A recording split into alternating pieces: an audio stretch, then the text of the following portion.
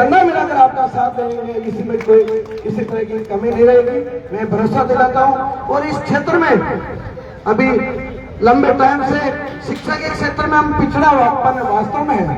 अभी पूर्व वक्ता ने कहा कि यहाँ शिक्षा की कमी है, वास्तव में या कॉलेज इंस्टीट्यूट नहीं है, अन्य इंस्टीट्यूट नहीं है। तो मेरा आग्रह है, सरकारी कॉलेज खुल गया, कन्या महाविद्यालय खोल दिया गया हमारी सरकार ने, और कृषि महाविद्यालय एक गरीब बच्चे को 2 से 2.5 लाख फीस भरनी पड़ती है और बाहर जाना पड़ता है, वो जहाजपुर में हमने कृषि महाविद्यालय आपके लिए खोल दिया और इसी 200 बीघा जमीन भी आवंटन कर दी है और जल्दी उसका भवन का काम चालू हो जाएगा। वो उसके लिए और भी हमने काम करने का प्रयास किया। तो मेरा आग्रह है आप भी, अभी हमारे कह रहे थे बैंक मैनेजर साहब कि जिस क्षेत्र में हो वहां अपने आदमी को, अपने भाई को, कोई भी गरीब वंचित शोषित किसी तरह से वो दुखी है तो उसको हमें जहाँ भी है वहाँ उसकी मदद करनी चाहिए।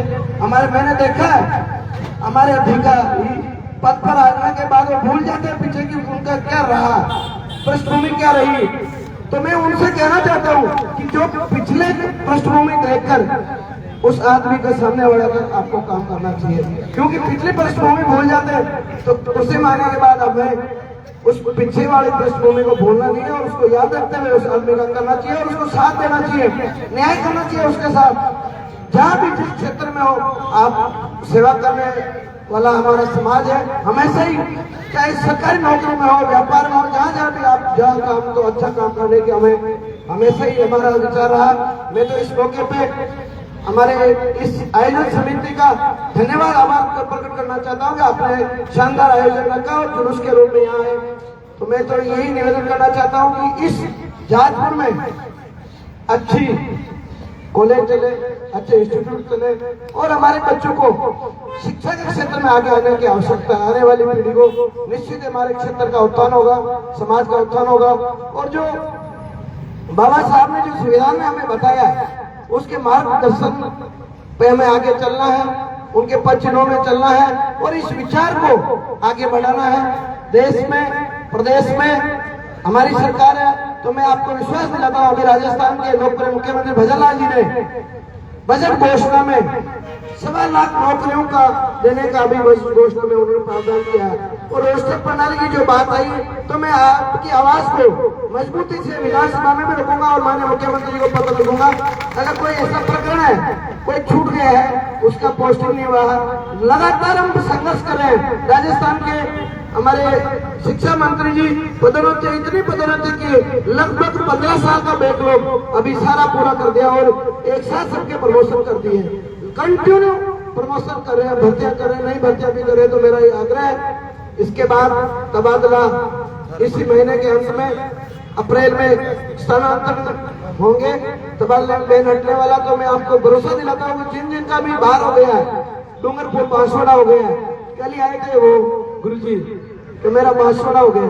चिंता नहीं करें। जब भी ट्रांसफर होगा तो मैं आपको यथास्थान में सभी को जहाजपुर लाने का, अपने आपके इच्छित स्थान में लाने का प्रयास करूंगा। और जो यहाँ अच्छे कर्मचारी, अच्छे स्टाफ अन्य डिपार्टमेंट में है, उनको भी वो रिक्त पद है वो भरने का हम प्रयास करेंगे। हमारे विद्यालयों में जहाँ भी मैं विधानसभा का दौरा कर रहा हूँ, हमारे मेरा पहला स्कूलों का स्थिति ठीक करने का है। जहाँ स्कूल भवन नहीं है, छत टपक रही है, पानी की व्यवस्था नहीं, बिजली की व्यवस्था नहीं, वहाँ बाउंड्री नहीं, चारदीवारी नहीं, स्कूल का वातावरण अच्छा ठीक करने का मेरा मन है। तो मैं पूरे विधानसभा क्षेत्र में जिस तरह सरकारी विद्यालय है, जिस तरह विधानसभा क्षेत्र में प्राइवेट विद्यालय, इसी तरह में हम सरकारी विद्यालयों को करने जा रहे हैं। वहाँ सारी सुविधाएं हो, सारी व्यवस्था हो, ताकि वहाँ का वातावरण अच्छा होगा तो निश्चित ही हमारे शिक्षा गुणात्मक दृष्टि से हमारे बच्चों को मिलेगी।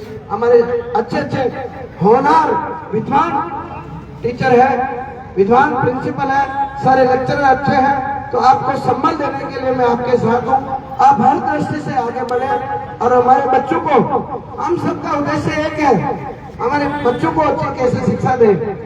विद्वान साथी यहाँ ज्यादा बैठे हैं इसलिए मैं शिक्षा की बात कर रहा हूँ, क्योंकि 80% टीचर्स है, बाकी लोग तो कम है, लेकिन 80% टीचर है। तो और आप ही काया पलट सकते हो इस क्षेत्र की। तो मैं आपसे आग्रह करना चाहता हूँ कि शिक्षा के क्षेत्र में हम अच्छी पहल करें और नंबर 1 में इस विधानसभा को लाने का प्रयास करें। मैं आपसे आग्रह करता हूँ सब्जेक्ट टीचर जितने भी रिक्त पद है, मैंने कल ही डिपार्टमेंट को डायरेक्शन दे दिया है सीबीओ साहब को, जितने भी रिक्त पद है सीबीओ साहब आप मेरे को विभागवार लिस्ट दीजिए 3 दिन में। मैं मंत्री से, माननीय मुख्यमंत्री भजनलाल से मिलकर विशेष ऑर्डर करवाने का प्रयास करूंगा आपको हमारे जाजपुर क्षेत्र में, क्योंकि लंबे टाइम से आजादी के 75 साल होने जा रहे हैं, लेकिन पहली बार आपकी वोट की ताकत से, आपके आशीर्वाद से यहाँ से लेकर दिल्ली तक आपने कड़ी से कड़ी जोड़े में आपका धन्यवाद आभार करना चाहता हूँ आपका, क्योंकि आपने हमारे को विधानसभा में भेजकर और विशेषकर जनता का तो मैं आभार प्रकट कर ही रहा हूँ, मंच में बैठने वालों का आभार प्रकट कर रहा हूँ, लेकिन विशेषकर कर्मचारी भाइयों को सैल्यूट करता हूँ कि हर तीनबाजी को आपने मेरे को विधानसभा में भेजा, तो मैं आपका ऋणी हूँ और आपका कर्जा सेवा करके चुकाऊंगा ये विश्वास देता हूँ, क्योंकि मैं ये संविधान, बाबा साहब ने संविधान के अनुसार मेरे को ये मौका मिला है, मैं भी आपकी तरह ही हूँ। आपने संविधान के अनुसार मेरे को ये अवसर प्रदान हुआ और ये अवसर आपने दिया। लोकतंत्र, देश लोकतंत्र से चल रहा, भारत के यशस्वी प्रधानमंत्री जी सिर्फ और सिर्फ संविधान की बात करते हैं, मुख्यमंत्री जी संविधान की बात करते हैं, और संविधान तोड़ने वाले कभी शिक्षित नहीं होंगे। आप और हम सब संविधान के साथ चलने वाले लोग हैं। मैं तो यही निवेदन करना चाहता हूं कि आपकी किसी भी तरह की आपके साथ अन्याय हो रहा और अंदर घुटन महसूस कर रहे हो, तो घुटन महसूस करने की जरूरत नहीं है, खुलकर आप बताइए, मेरे को नहीं कहे तो भाइयों को बताइए, ये इनके माध्यम से मेरे को बताइए, मैं आपके साथ हूँ और किसी तरह का कोई हम अन्याय अनजस्टिस नहीं होने देंगे, नहीं होने देंगे, नहीं होने देंगे। अब तक हो चुका है, पहले क्या हुआ क्या नहीं हुआ, अब होने नहीं देंगे। मैं आपके साथ मजबूती से आपके साथ हूँ। आने वाले समय में हमारे क्षेत्र के सर्वांगीण विकास के लिए आपका आशीर्वाद चाहिए, क्योंकि जाजपुर में लंबे टाइम से विकास से महरूम रहा। हर क्षेत्र में शिक्षा, चिकित्सा, सड़क, पेयजल, बिजली, मूलभूत हमारी मूलभूत सुविधाओं के लिए जाजपुर वंचित रहा है, लेकिन अब आपके आशीर्वाद से राज्य में हमारी सरकार है, केंद्र में हमारी सरकार है, हर क्षेत्र में हम आगे रहेंगे। अभी प्रिंसिपल साहब ने कहा है कि हम जिस क्षेत्र में मैंने साहब ने कहा कि हम जिस क्षेत्र में है, तो मैं आपको विश्वास दिलाता हूँ, जिस तरह मैंने साहब ने कहा इसी तरह मैं काम कर रहा हूँ। मेरे को विधायक का आपने दायित्व दिया, तो मैं 100% मेरा योगदान दे रहा हूँ आपके लिए, हर क्षेत्र में काम करने का पूरा प्रयास कर रहा हूँ। मेरी बात को मैं विराम देते हुए यही निवेदन करना चाह रहा हूँ कि हमेशा एक हमारे में कमी है, उस कमी को मैं सभी को शेयर करना चाहता हूँ। हमारे भाई एक दूसरे से घृणा करते हैं, तो हमें हमारे से जो नीचे है, कमजोर दृष्टि में, आर्थिक दृष्टि से कमजोर है, शिक्षा से पिछड़े रह गए, तो हमें उनको गले लगाकर उनको आगे बढ़ाने की आवश्यकता है। प्रत्येक भाई को, 4 भाई है, एक भाई मजदूरी कर रहा है, तो उसको भी हमें साथ लेना, पड़ोसी को भी साथ लेना और हमें आगे उनको मदद करनी है। हर दृष्टि से वो मजबूत होंगे तभी, क्योंकि सर्वांगीण विकास होगा तभी हम आगे बढ़ेंगे। आपने मेरे को मौका दिया, अवसर दिया, इसके लिए बहुत बहुत धन्यवाद। जय हिंद, जय भारत, जय बाबा साहब।